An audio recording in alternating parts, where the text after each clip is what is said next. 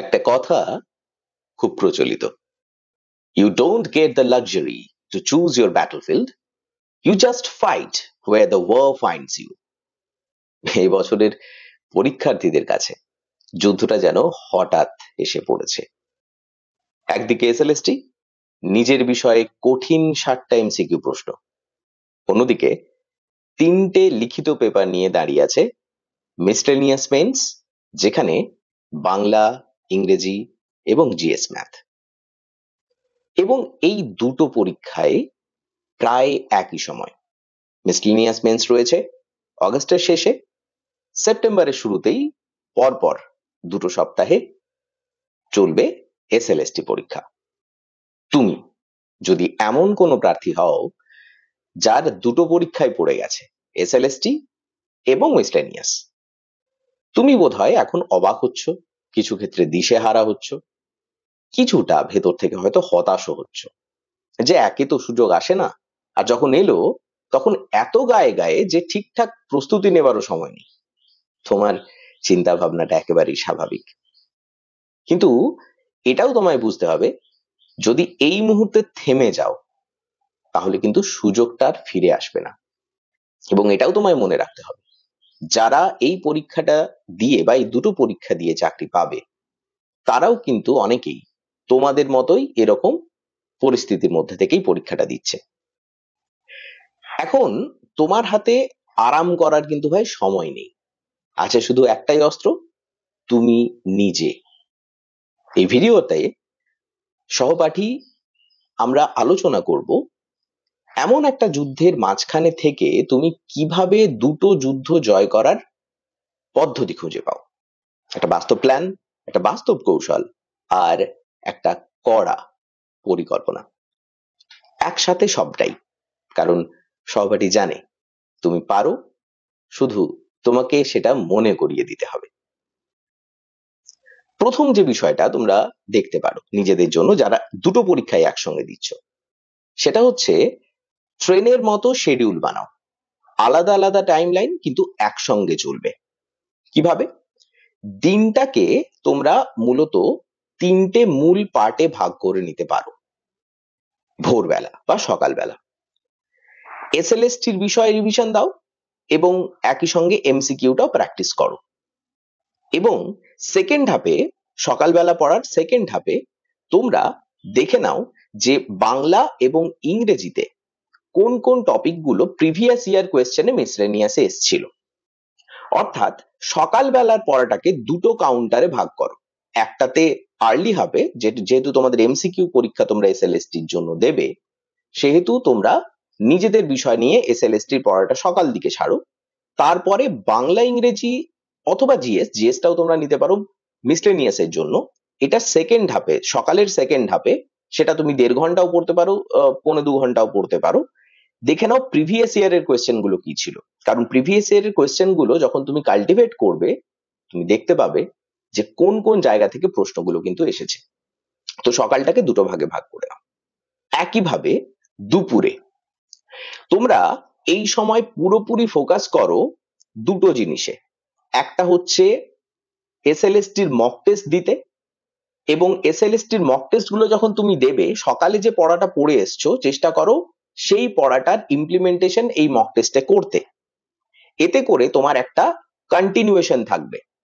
এবং মেন্সের ক্ষেত্রে যখন তোমরা একই সঙ্গে আরেকটা মেন্স দিচ্ছ মিসলেনিয়াসের, সেহেতু তোমাদের এখানে হয় একদিন বাংলার একটা প্রশ্ন লিখবে, নয়তো ইংরেজির একটা প্রশ্ন লিখবে। এটাও তোমরা যদি কোথাও মক টেস্ট সেট রেডি করতে পারো তাহলে সেটাও তোমরা করতে পারবে। সুতরাং দুপুর বেলাটা নতুন করে পড়া, নতুন করে মাথায় কিছু নেবার নেই। সিম্পল যেটা তোমার মাথায় রাখতে হবে যে তোমাকে এই সময় টেস্ট দেবার সময় দুপুর বেলাটা। এবং সবশেষে সন্ধেবেলাতে তোমরা চেষ্টা করবে জিএস ম্যাথের একটা স্মার্ট অনুশীলন করতে সবার আগে। এবং জিএস ম্যাথের স্মার্ট অনুশীলন করার সঙ্গে সঙ্গে তোমরা পরের হাফটাতে, মানে সেকেন্ড হাফটাতে রাতের দিকে তোমরা কিন্তু এসএলএসটির পড়াশোনাটা করবে। যখন তোমরা এই 2টো ভাগে ভাগ করে 3টে বেলাতে পড়াশুনো করবে, তোমাদের কিন্তু সমবিভাজন হবে পড়াটার। তোমরা কিন্তু ভালো রকম ভাবে দুটো পরীক্ষার জন্য প্রিপারেশন নিতে পারবে। এবং এখানে একটা স্মার্ট টিপ তোমাদের দিয়ে রাখি, যেহেতু মিসলেনিয়াস পরীক্ষাটা আগে হবে, তোমরা চেষ্টা করবে তৃতীয় সপ্তাহে, আগস্ট মাসের তৃতীয় সপ্তাহ পর্যন্ত এসে এসএলএসটি পড়াটা কিন্তু একটু বন্ধ করতে মানে কমিয়ে আনতে। যতটুকু পড়ছিলে হয়তো 3 বেলায় পড়ছিলে, সেই ক্ষেত্রে 1 বেলা বা 2 বেলা পড়বে, কারণ তোমাদের তখন মূল ফোকাস থাকবে কন্টেন্টের উপর, যেটা তোমরা লিখে আসতে পারবে মেন্সে মিসলেনিয়াসের। তারপরে যখনই মিসলেনিয়াস পরীক্ষা শেষ হয়ে যাবে, তারপরও তোমার পুরো একটা সপ্তাহ সময় থাকবে প্রথম পরীক্ষাটা হওয়ার জন্য এসএলএসটির 9-10 এর। তো সেই ক্ষেত্রে তোমরা দেখতে পাবে যে তোমাদের কাছে পুরো একটা সপ্তাহ থাকছে শুধুমাত্র কিন্তু এসএলএসটি তে নিজের সাবজেক্টটাকে নিয়ে পড়াশোনা করার। তাই তোমাদের সেই মুহূর্তে কিন্তু অসুবিধা হবে না। এবং দ্বিতীয় সপ্তাহে আবার একটা পরীক্ষা থাকবে এসএলএসটির, সুতরাং তোমরা কিন্তু পুরোপুরি পূর্ণ মনোযোগে শুধুমাত্র এসএলএসটি তখন পড়তে পারবে। এটা দ্বিতীয় যে বিষয়টা তোমরা করতে পারো মানে করতে তোমাদের হবেই, না হলে তোমরা যারা দুটোই পরীক্ষা দিচ্ছ মুশকিলে পড়ে যাবে।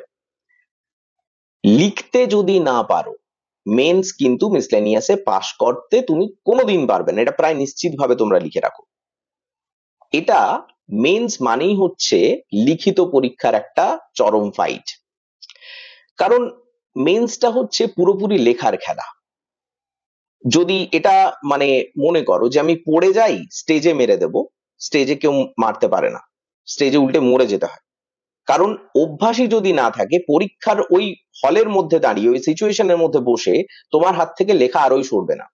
তো যতটুকু পারো, যেমন পারো, এখনো প্রায় 1 মাসের কাছাকাছি সময় আছে, নিয়মিত আকারে লেখা অভ্যাস করো। প্রতিদিন যে কোনো একটা প্রশ্নকে টার্গেট করো এবং সেই প্রশ্নটাকে, সেটা বাংলার হোক বা ইংরেজির হোক, তোমরা কিন্তু দুটো ভাবেই প্রতিদিন নিয়মিত লিখতে থাকো। এতে করে যারা একেবারেই অভ্যস্ত নও, তাদের অনেকটা সময় পাবে এই পড়াশুনোর সময়টাকে স্কিপ করে লেখার জন্য। দেখো, তোমরা যদি একটু ভালো করে দেখো, এসএলএসটি এবং তোমার হচ্ছে মিসলেনিয়াস মেন্স সম্পূর্ণ ভিন্ন ধারার দুটি পরীক্ষা। এসএলএসটি তোমার নলেজ বেসকে, তোমার আন্ডারস্ট্যান্ডিং বেসকে কোয়েশ্চেন করবে, কিন্তু মিসলেনিয়াস মেন্স তোমার রিপ্রেজেন্টেশন অফ দ্য আনসার, বা তুমি আনসার স্ক্রিপ্টে কি উত্তর দিয়ে আসছো, সেটাই হবে তোমার কিন্তু সম্পূর্ণ নম্বর তোলার পরিচায়ক। তো সেই ক্ষেত্রে তোমার যেহেতু একটা পরীক্ষা লেখা নির্ভর, আরেকটা পরীক্ষা মানে জ্ঞান, মেধা, বোধ ইত্যাদি নির্ভর, দুটো পরীক্ষার জন্য প্রিপারেশন কিন্তু তোমাকে দুভাবে নিতে হবে। এটা গেল আরেকটা জিনিস। এই যখনই তুমি লিখবে, তখনই তোমার লেখার ফ্লো আসবে, টাইম ম্যানেজমেন্ট করতে পারবে, এবং তুমি নিজে বুঝতে পারবে কতটা লিখলে তোমার নম্বরটা মোটের উপর ভালো আসবে। 3 নম্বর যে পয়েন্টটা, এসএলএসটির জন্য একটা খুব ইম্পর্টেন্ট বিষয় আছে, সেটা হচ্ছে ধারালো পেন্সিলের থিওরি। খেয়াল করে দেখবে যে যখনই আমাদের পেন্সিল একটুখানি ক্ষয়ে যায়, তখন আমরা সেটাকে আবার শার্প করে নিই।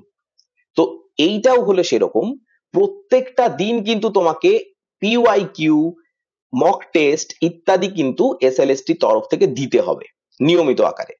যদি তোমরা এসএলএসটি তে মক টেস্ট, পিওয়াইকিউ না দাও, তোমরা কিন্তু মেন পরীক্ষাটাতে মানে এসএলএসটি যে মেন পরীক্ষাটা, যেদিন তোমরা 7 তারিখ, 7ই সেপ্টেম্বর এবং 14ই সেপ্টেম্বর দেবে, সেদিন তোমাদের সব থেকে বড় সমস্যা হবে তোমরা কিভাবে এটাকে ডিল করতে হয় বুঝতে পারবে না। কারণ পড়া এক জিনিস আর পরীক্ষা দেওয়া অন্য জিনিস। সেটার সঙ্গে কোনো, শুধু তুমি সারাটা দিন বই নিয়ে বসে থাকলেও কিন্তু সেটার কোনোদিন সেটা রেপ্লিকেট করতে পারবে না, সেটাকে সমান রকম ভাবে তুমি উপকার পাবে না শুধু পড়ে। তো তোমাকে প্র্যাকটিস করতেই হবে। প্রত্যেক দিন অন্তত একটা করে পূর্ণ মাত্রার মক টেস্ট দাও। পূর্ণ মাত্রার মক টেস্ট দিলেই তুমি দেখবে একটা ভীষণ রকম তোমার মধ্যে দখল আসবে ওই সাবজেক্টটার উপরে। প্রশ্নগুলোকে কিভাবে ডিল করতে হয় তার প্রতি তোমার একটা দখল আসবে, এবং এইটা তোমাকে কিন্তু মানসিকভাবে অনেকটা জোর দেবে। চতুর্থ যে পয়েন্টটা, সেটা হচ্ছে জিএস এবং ম্যাথ, এখানে কিন্তু সব করতে যাবে না। তুমি দেখে নাও তোমার জনার কোনটা। তুমি জিএস এ অনেকে কি করে, তোমরা জানো জিএস এর দুটো পার্ট হয়, একটাতে সিম্পল কোয়েশ্চেন থাকে যার উত্তর সরাসরি লিখে আসতে হয়, আরেকটা হয় 3টে লং ব্রড টাইপের প্রশ্ন, যেখানে একটা 20 নম্বরের প্রশ্ন থাকে আর দুটো মানে 15 নম্বরের ব্রড কোয়েশ্চেন থাকে। এটা মিসলেনিয়াস মেন্স এর কথা বলছি। তো জিএস পেপারে যখন তোমরা এই পরীক্ষা 3টে দেবে, এই ম্যাথেরও তোমার 10টা প্রশ্ন থাকে 5 নম্বর করে, সেই প্রশ্নগুলো করে আসতে হয়। তো যখন তোমরা জিএস পেপারের প্রশ্নের উত্তর দেবে। সব ক্ষেত্রে সমস্ত প্রশ্ন কিন্তু তোমার করার দরকার নেই, বা তোমাকে ভেবে নিতে হবে এই শর্ট টাইমে পড়াশুনো সব থেকে ভালো উপায় হলো আমি নিজের জনারটাকে বাঁচবো কিভাবে। তুমি যদি মনে করো ইকোনমিতে তোমার ভালো লেখার মানে একটা দখল আছে, বা তোমার যদি মনে করো এনভায়রনমেন্ট বিষয়ক বিষয়গুলো নিয়ে আমি ভালো লিখতে পারি, তোমার যদি মনে হয় সমাজ বিষয়ক বিষয়গুলো নিয়ে আমি ভালো লিখতে পারি, জিও পলিটিক্স নিয়ে আমি ভালো লিখতে পারি, তুমি দেখো যে তুমি কোনটা সাবলীল ভাবে লিখতে পারো, এবং তোমার পড়বে সবই, কিন্তু তোমার ব্যক্তিগত প্রিপারেশনের একটা ভালো করে জোন রাখো, যে জনারটা তোমরা যদি কমন পেয়ে যাও যেন ভালো করে লিখে আসতে পারো।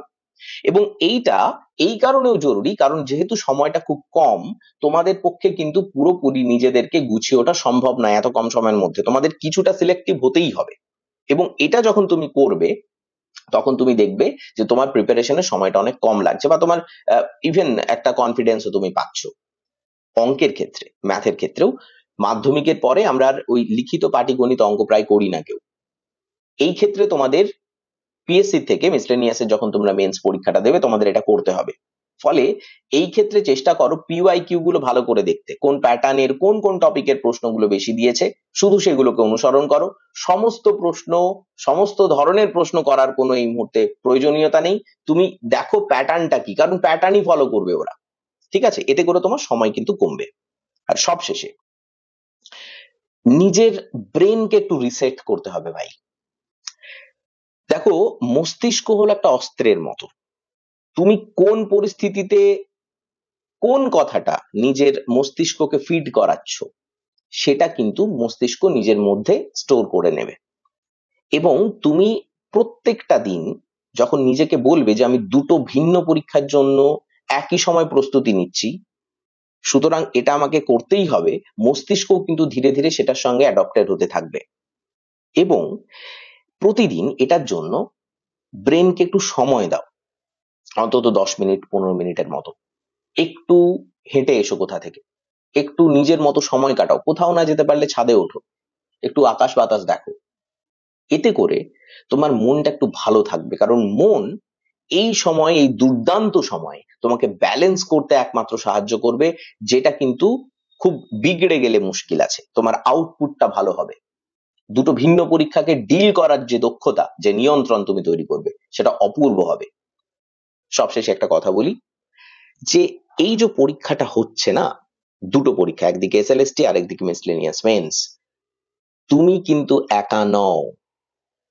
হাজার হাজার পরীক্ষার্থী আছে যারা তোমার মতোই এই কঠিন পরিস্থিতির মধ্যে দিয়ে যাচ্ছে, তাদের একই রকম ভাবে দুটো পরীক্ষা এসে পড়েছে, কিন্তু যে লড়াইটা বুঝে সময়টাকে অস্ত্র বানিয়ে নিজের মতো করে নিয়ন্ত্রণ করতে পারে দুটো পরিস্থিতিতে, সেই কিন্তু জিতবে এই হাজার হাজার পরীক্ষার্থীর মধ্যে। আজ যদি তুমি এই সামনের যে নিয়মটা আমরা বললাম, যে পদ্ধতিটা বললাম, অন্তত পরবর্তী 3 সপ্তাহ বা 21 দিন মেনে চলতে পারো, তোমার আরামের জায়গাটা ছেড়ে ওঠো এবং ভবিষ্যৎটার দিকে ফোকাস করে নিতে পারো, তুমি এটা নিশ্চিত থাকতে পারো তোমার ফলাফল দুর্দান্ত হবে। এই লড়াইটা শুধু তোমার কিন্তু চাকরির জন্য নয়, এই লড়াইটা নিজের আত্মবিশ্বাসের জন্য। সহপাঠী তোমার পাশে আছে, কিন্তু পদক্ষেপটা তোমাকেই নিতে হবে। তাই আজ থেকে শুরু করো, কারণ শেষ মুহূর্ত ক্রমশ ঘনিয়ে আসছে। তোমাদের সঙ্গে পরে ভিডিও নিয়ে আসছি, ততক্ষণ পর্যন্ত লেগে থাকো, জেদে থাকো।